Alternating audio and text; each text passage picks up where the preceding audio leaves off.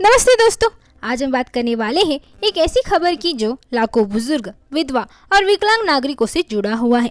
तो social media पर तेजी से वायरल हो रहा है कि 2026 में पेंशन बढ़ा दी गई है। लेकिन क्या ये सच है?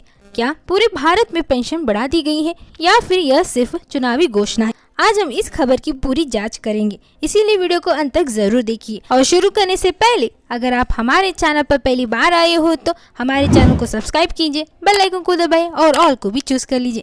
उसी के साथ वीडियो को लाइक करके वीडियो पूरा देखिए। तो चलिए बिना देरी के शुरू करते हैं। तो सबसे बड़ा सवाल यह है कि क्या केंद्र सरकार ने 2026 में राष्ट्रीय स्तर पर पेंशन बढ़ाने का ऐलान किया है? तो इसका जवाब है नहीं। जी हाँ, केंद्र सरकार की राष्ट्रीय सामाजिक सहायता योजना के तहत जो पेंशन मिलता है उसमें 2026 के लिए कोई बड़ा नया आधिकारिक नोटिफिकेशन जारी नहीं हुआ है।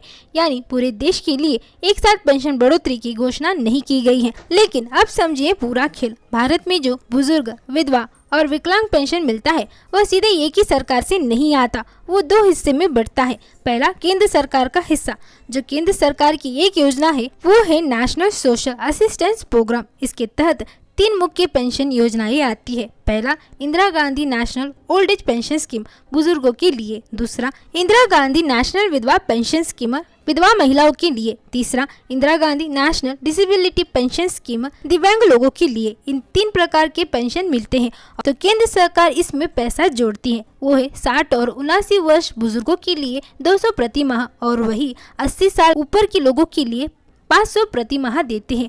और विधवा विकलांग लोगों के लिए 300 प्रति माह केंद्र सरकार के हिस्से से आता है। यानी अगर केवल केंद्र का पैसा देते तो पेंशन बहुत ही कम होता। और अब बात करते हैं दूसरे हिस्से की, वो है राज्य सरकार का अतिरिक्त हिस्सा। अब यहाँ आता है असली खेल। हर राज्य सरकार अपने बजट से इस पेंशन में अतिरिक्त पेंशन जोड़ता है। यानी कि जो केंद्र सरकार पैसा देती है और राज्य सरकार अपनी ओर से जोड़कर पेंशन देती है। उदाहरण के लिए मान लीजिए केंद्र देता है 200 और राज्य जोड़ देता है उसमें 800, तो कुल पेंशन हो जाती है 1000। तो इस तरह केंद्र और राज्य सरकार का दोनों को मिलाकर पेंशन मिलता है। लेकिन जब राज्य अपनी राशि बढ़ाती है तो लोगों को लगता है कि सरकार ने पेंशन बढ़ा दी है, जबकि असल में यह राज्य सरकार का हिस्सा बड़ा होता है, न कि केंद्र सरकार का। तो यही पर कंफ्यूजन हो जाता है। लोग यह नहीं जानते कि पेंशन 2 हिस्से में आता है। और अगर आपको फिर भी समझ में नहीं आया है तो हम आपको छोटे उदाहरण से समझाएंगे। अगर उत्तर प्रदेश में पेंशन 1500 हो गया है तो इसका मतलब यह नहीं कि पूरे भारत में 1500 मिलेगी, क्योंकि हर राज्य अतिरिक्त स्थिति के हिसाब से अलग राशि जोड़ता है।